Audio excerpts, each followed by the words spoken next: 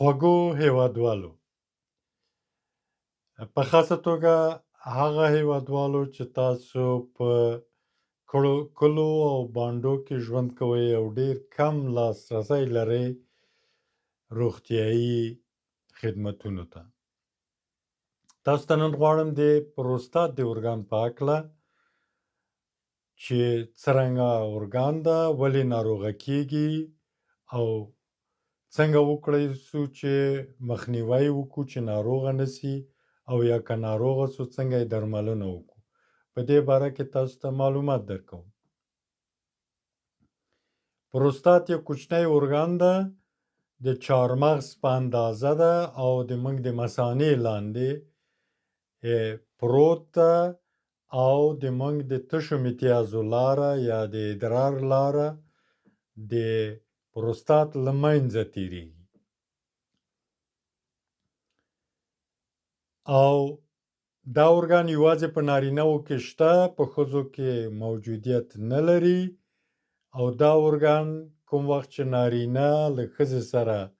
هم بستر کیږي او یو ځای کیږي، دا ارګان ډیر نقش لري، ډیر رول لري، نارینه ته به خصوص. نو دا ارګان 3 رقمه مریض کېدلی سي، ناروغه کېدلی سي. یو دا چې پړسوب پیدا کوي، التهاب پیدا کوي او یو اندازه ځان غټوي، او یا دا چې چرک او عفونت پیدا کوي، په اصطلاح کثافت پکې راټولیږي، مردارۍ پکې راټولیږي، چرک و کثافت پیدا کوي، او یا دا چې هم سرطاني کېدای سي، یعنی سرطاني حالت پیدا کوي. کوم وخت چې دا ارګان مریض سي، موږ ته په لاندې قسمتو کې چې محرم قسمتونه دي درد ایجادیږي او همداسې سوزش حالت، د سوځېدلو حالت موږ ته ایجادیږي. ادرار ډیر قرار کیږي، حتی داسې حالت راځي چې ادرار قطره قطره راوځي او ډیر ادرار نه راوځي. یا تاسو ته کله داسې احساس پیدا کیږي چې تاسو تشناب لرئ او باید تشناب ته لاړ شئ، و تاسو تشناب ته ځئ ولې ادرار نه راوځي، اول ته د درد او د سوزش احساس لرئ. نو که مثلا تاسو کله دې مریضي سره مخامخ سوئ، مهم کار چې تاسو باید وکئ، خپل ډاکټر ته ووایئ چې تاسو ته یو معاینه ده، هغه ته PSA معاینه وایي. PSA دا معاینه تاسو ته وکړي چې اول معلومه کړي چې آیا دا یو عادي التهاب ده، پړسوب ده، یو چرک گرفتگی ده یا سرطانی حالت ده. دغه معاینه د PSA معلوموي چې تاسو سرطانی حالت لرئ که نه لرئ. دا ډیره مهمه ده. ولې دا ارګان مریضیږي؟ کوم دلایل دي چې باعث د دې ګرځي چې دا ارګان مریض شي؟ موږ او تاسو یا یو تعداد ډیر انسانان دا عادت لري چې تشناب لري، ادرار لري، ولې د یو کار په خاطر یا د یو مصروفیت په خاطر تشناب ته نه ځي او پر ځان فشار راوړي، تشناب په ځان کې ساتي او ژر تشناب ته نه ځي. دا باعث د مریضي ګرځېدلی سي. دویم، قبضیت لرل او غټه کولمه نه خالی کېدل په تشناب کې، دا مهم دلیل دی د مریضي ګرځېدلی سي. ښځه او میړه که په هفته کې 1 یا 2 ځله هم بستر نشي، په بستره کې سره یو ځای نشي، د نارینه د نارینتوب مواد په بدن کې ټول پاتې کېږي، راټولیږي او باعث د دې مریضي ګرځېدی سي. الکول څکل، هغه خواړه چې په کیمیاوي موادو باندې ککړ وي، هغه غذاګانې چې په اروپا او امریکا کې ورته فاست فود وایي دا خوړل دا کېدای شي چې تاسو په دې مریضي سره مخامخ کړي. شمیرنه یا احصایه ښیي چې هغه انسانان چې له 45-50 نه پورته عمر لري هغه دغه ډله انسانان تر 80% کې په دې مریضي اخته دي یا په دې مریضي اخته کېدای شي. په دې خاطر د دې مریضي مخنیوی او درملنه زه اوس تاسو ته وایم چې څنګه یې مخنیوی وکړئ څنګه یې درملنه وکړئ. مخکې له هغه نه چې دې برخې ته راسم تاسو نه غوښتنه کومه چې که دا ویډیو ګټوره بولئ دا مفیده بولئ لطفا هغه سبسکرایب کړئ علامه د زنګ ووهئ د کانال غړي سئ او دا ویډیو خپلو عزیزانو دوستانو ته ولېږئ چې ډېر انسانان ترې برخه واخلي او د خپل ځان درملنه وکړي. ښه درملنه او مخنیوی اول که موږ تشناب ولرو ادرار ولرو باید ټول کار د خپل ژوند ودروو او لاړ سو تشناب ته او ادرار خالي کړو. دا ډیره مهمه ده. مخکې له ویده کېدو نه باید خپل ادرار مکمل خالي کړو خپل تشناب خالي کړو. سهار چې پاڅېدئ اول کار چې کوئ باید خپل تشناب او ادرار خالي کړئ. دا ډیره مهمه ده. قبضیت مه پرېږدئ چې قبضیت وسېږئ. که قبضیت ولرئ د هغه د لرې کېدو اقدامات وکړئ. ما یو جداګانه ویډیو جوړه کړې ده د قبضیت لپاره د قبضیت د لرې کولو لپاره د هغې لینک دلته تاسو ته ږدمه په توضیحاتو تشریحاتو کې هغه لطفا وګورئ او زده کړه ترې وکړئ چې څنګه خپل قبضیت لرې کړئ.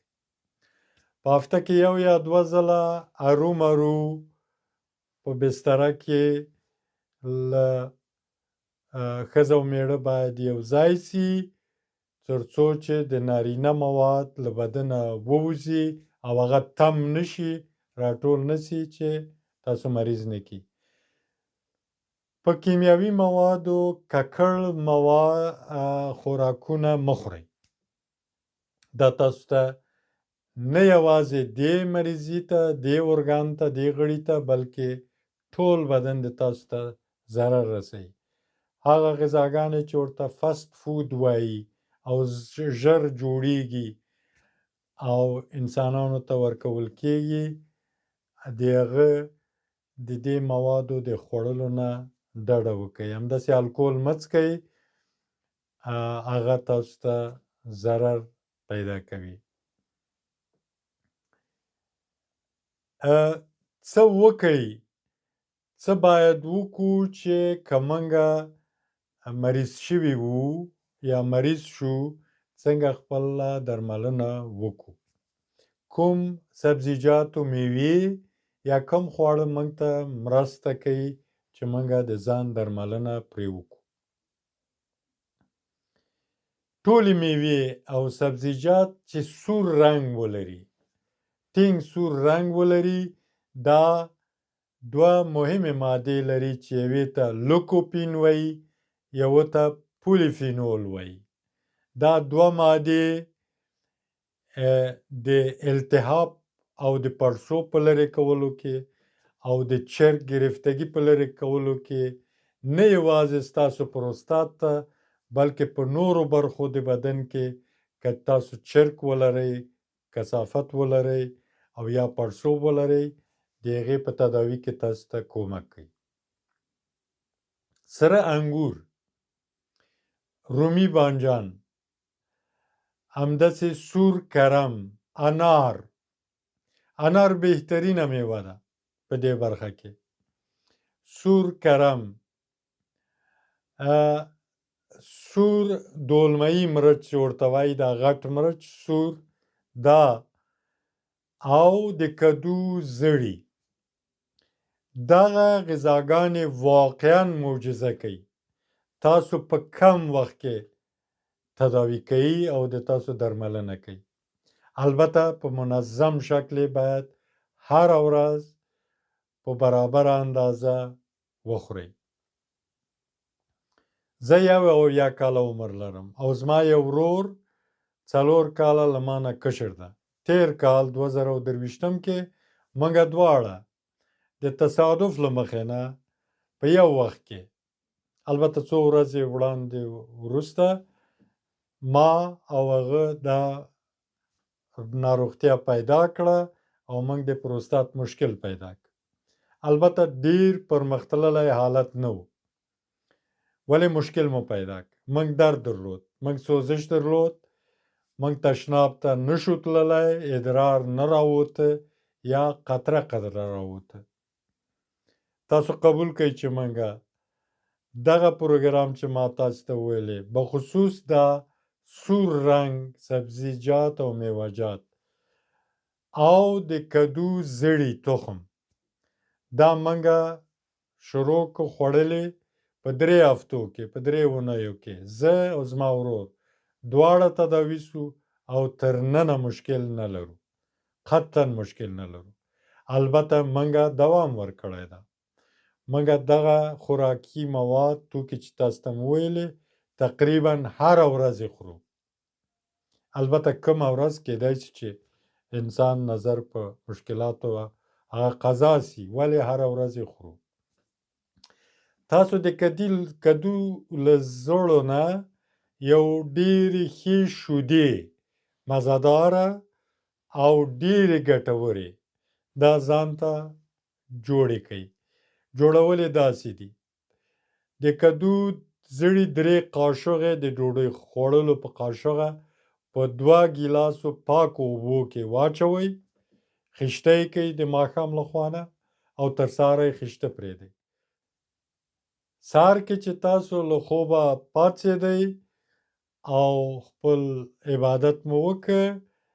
دغه د کدو زړي له دغه اوبو سره یو ځای په مکسر کې واچوئ 1 قاشقه عسل هم پرې واچوئ او دا ماشین چالان کوي چې دا ښه تاسو ته ګټ کړي تاسو 2 ګیلاسه ډېرې مزهدارې شودې البته د کدو د زړو شودې چې ډېرې ګټورې دي تاسو پروستات ته او ټول بدن ته دا لرئ دا نوشیجان کوي او دا نور پروګرام هم چې ما ویلې دا تطبیق کوي ګرمې اوبه له لیمو سره 2 لیترو نه تر 3 لیترو په طول د ورځ کې مه هېروئ دا اوبه د تاسو جگر د تاسو معده د تاسو بډوډي بخصوص په خاصه توګه بډوډي پاکوي او د تاسو قبضیت لرې کوي بنان تاسو ډېر زر کولای شئ چې د خپل پروستات درملنه هم وکړئ په دې طریق ګرانو هیوادوالو په پای کې یو ځل بیا تاسو نه خواهش کوم چې د ویډیو ملاتړ وکړئ ویډیو خپلو دوستانو ته ولېږئ علامه د زنګ ووهئ او هغه مهمه خبره دی د موږ او تاسو د ادبیاتو د وطن مه هېروئ چې وایي روغتیا پادشاهي ده او ساتنه یې پر موږ واجب ده دې ته کار وکړئ او همدارنګه فقیر انسانانو ته بېوزلو ته یتیمانو ته کومک له یاده مه باسئ د تاسو له توجه نه ډېره مننه